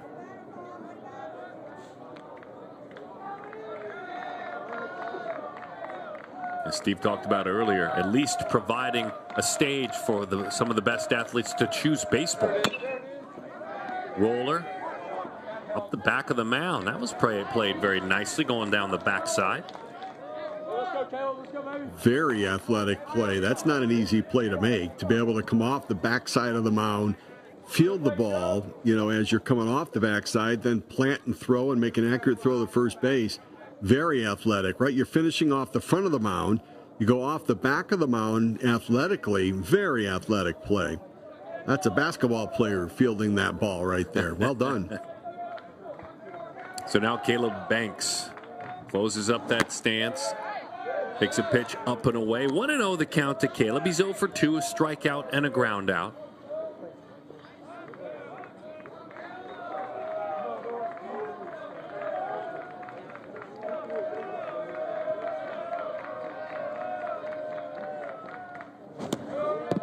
Two and 0.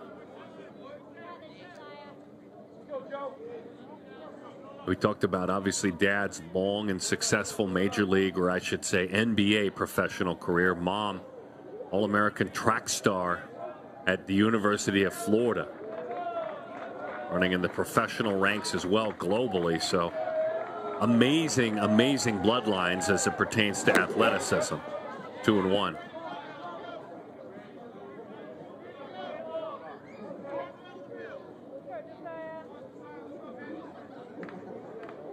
Missed his freshman year with back surgery. Said it was tough.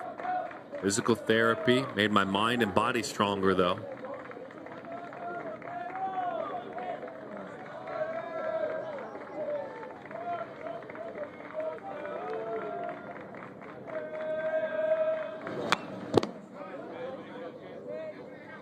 Very early in the season, Steve, ramping up the arm still. He has, in his lifetime, over the last 12 months, ran that fastball as high as 90, 91 miles an hour.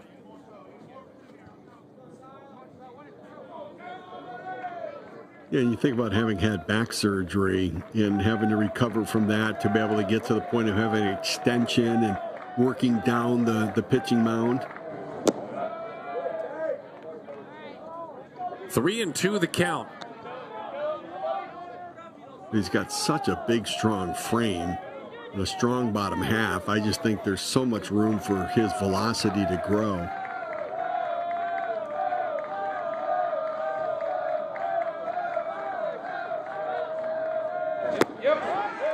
Right down the middle, strike 3.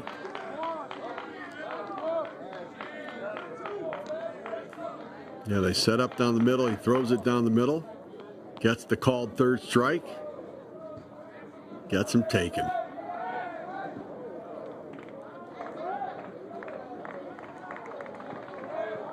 Big Red Fitzpatrick.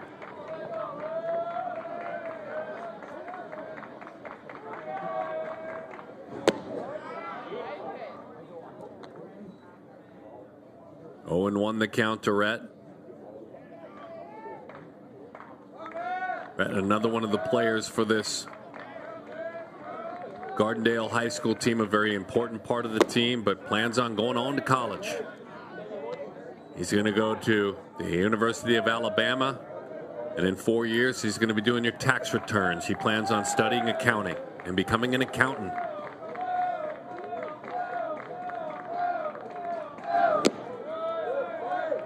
Rachel, his parents. Big football player during his time as well. And by the way, he'll graduate with a GPA well over 4 right now, 4.2. Swing and a miss, 2-2 the count. Probably does the stats for the team as well, I would assume. Numbers guy. Absolutely.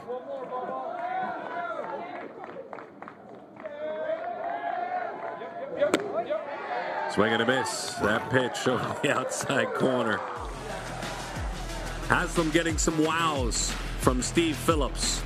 That's a good thing if you're the talented left-hander with a bright future ahead.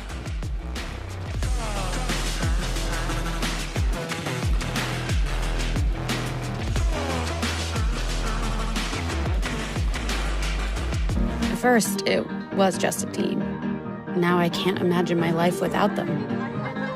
That coach changed our son, on the field and off.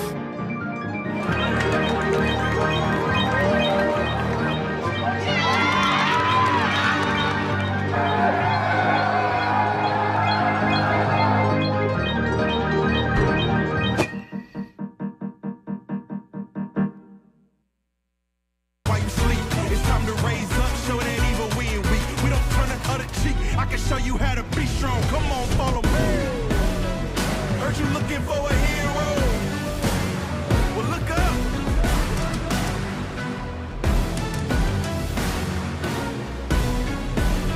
I know the journey got hard for a minute, but I ain't giving this up. I got the heart of a champion. If I get knocked down, I get back up.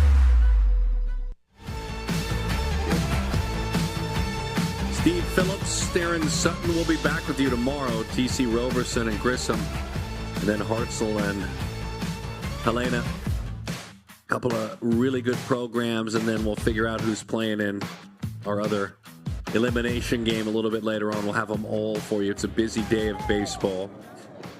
We're sending Steve off to Big League, Minnesota Twins camp, and bringing him over here to the high school showdown for a couple of nightcaps.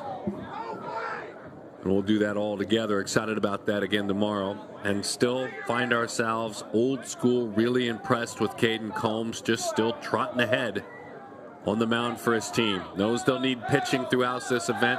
Kind of making the statement, I got you guys tonight.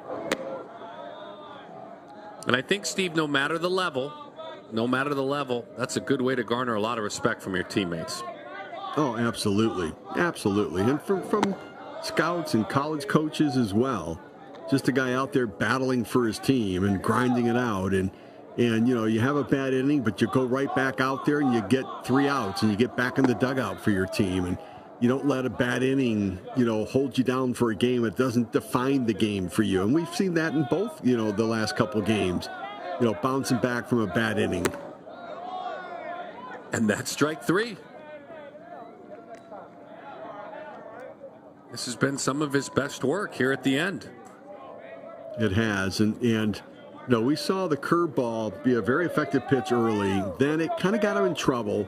And what I like is an adjustment being made. He went back to the effective fastball, which is what he's really relying upon right now. That one goes right back to the screen. Kieran O'Neill, the Central Florida commit, ready to play in that Big 12. Wasn't too long ago when you had schools like Central Florida, Cincinnati. They weren't inside of the Big 12. It's got a new look. It's a good conference. You can mix in Arizona State as well in the new look Big 12 for baseball.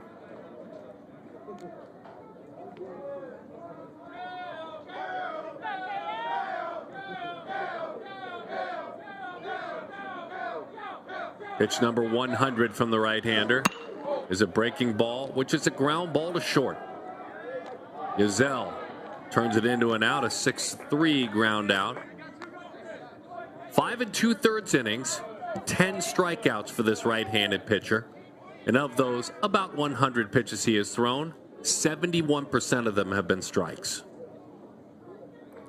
And he gets the ball and he gets right back on the pitching rubber, right? He doesn't walk around, doesn't waste time. Just has a very good rhythm on the mound. Gets out there, and he wants to get back in the strike zone. He may be awaiting an opportunity to see a new name, a new batter out there. No, but just Max Burkholz. His body language screams, Max, whenever you're ready, I'm ready. I'd love to keep working. Here's over that glove.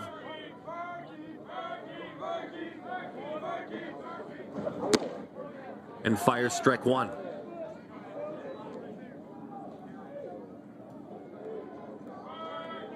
Max the Bryant commit we were telling you about earlier. He's excited to go north.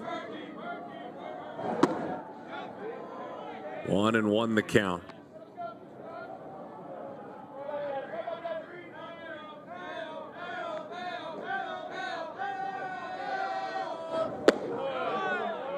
One and two.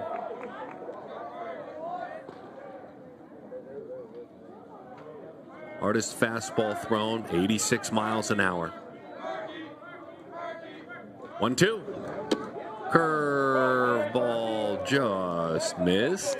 In. He thought he had it right there, didn't he? He did. That was a snap daddy, boy. That was a good pitch. That was a good one. The 2-2. Went back to it. Yeah, he overthrew it. Got him right there in the leg.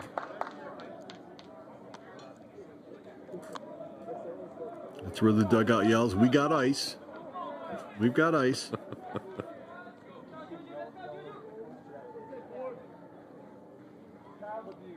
Rub some dirt on it.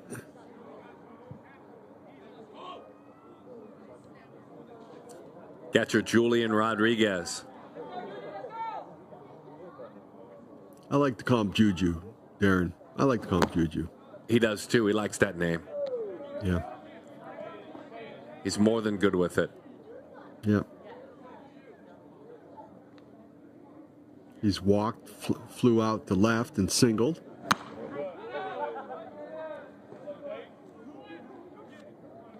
Denise and Juan, his parents.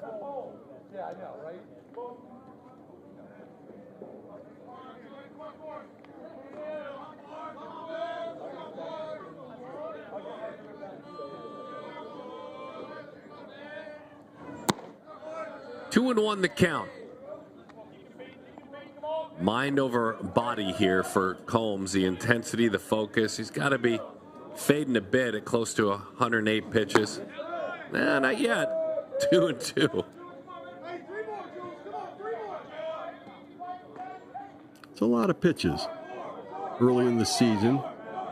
A high schooler.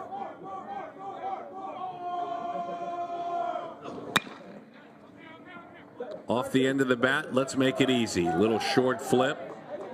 Burdette to Yazell, and the right-hander will go the distance. Caden Combs, 6 innings.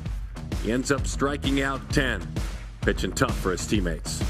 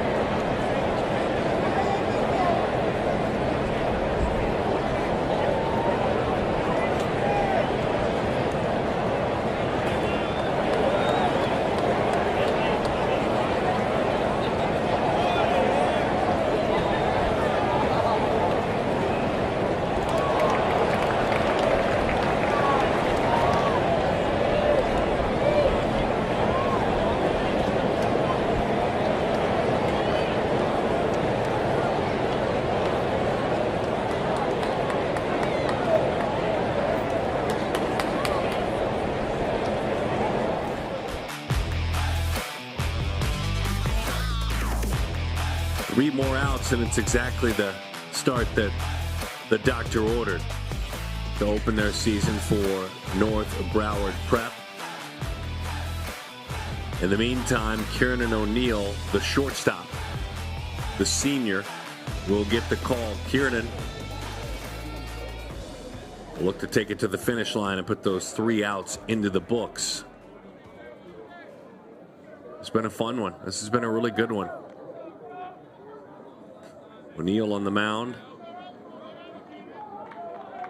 Desmond DeRochers is the new shortstop, number 33. Desmond playing short. Or Damon, I should say. Damon DeRochers. 1-1 the count.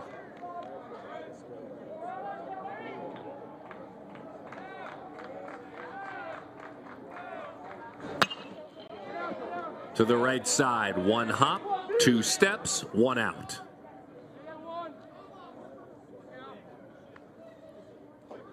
Well hit, but right at the first baseman to make the play.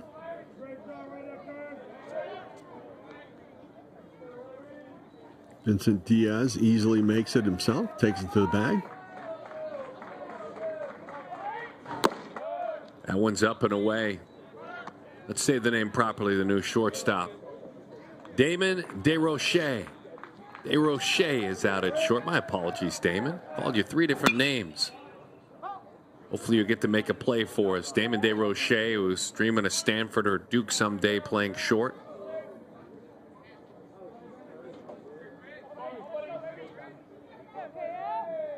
Giving Kieran O'Neill a chance to hop up on the mound. There's Damon.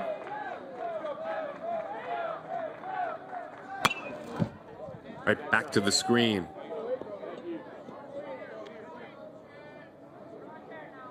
Upper 80s fastball. 86, 87 for the Central Florida commit. Pitcher's been on his resume. This is nothing new. Wow, a hammer. That's strike 3 over the outside corner. Nasty. Tell you what, whoever's teaching the pitchers at North Broward, they're teaching them some hammers there. Those curveballs are working. My goodness.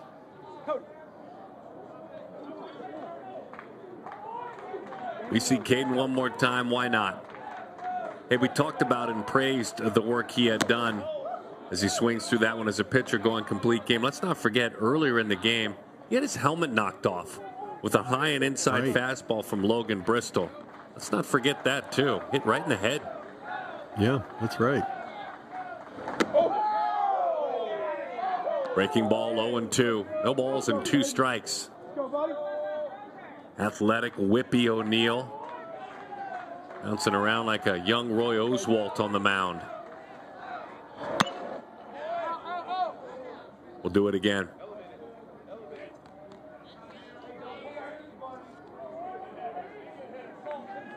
A couple of years ago, O'Neill, pitching at a perfect game event, touched 92 miles an hour off the mound.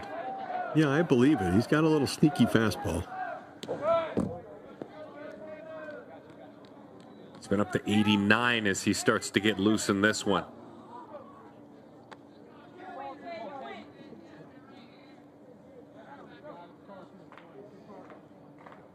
Come on, baby.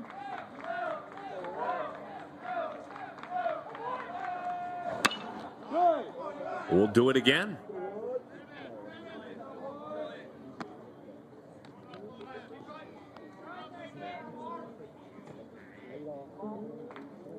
That bat looks really small in Combs' hands. The 1-2. Breaking ball down. Good take. Couple of D1 commits battling here. One headed to Auburn, another heading to Central Florida as a middle infielder. And the 2-2. Came right after him. High fly ball, right center field, still traveling. They are tracking, and that is the ball game. Adolfo Camacho, who homered earlier in this game, puts it away. North Broward Prep lands this one in the win column. Steve Phillips, the final score, 6-2. This was a fun one to call. Yeah, really strong showing by North Broward Prep. The starting pitching, Logan Bristol, outstanding arm for the young pitcher. You know, got a little in trouble, and he's going to grow into being an outstanding prospect moving forward. Josiah Haslam, Udonis Haslam's son, he's got a bright future as well from the left side. Big, strapping arm. He's going to grow into some velocity, and Kieran O'Neill finishing it off. The offense got it going as well. They took advantage of some opportunities, taking advantage of some breaking balls. Good effort all around. But these are 2 good teams, going to be very good all season long. Some outstanding baseball being played here in Hoover, Alabama. Have a good night, everyone.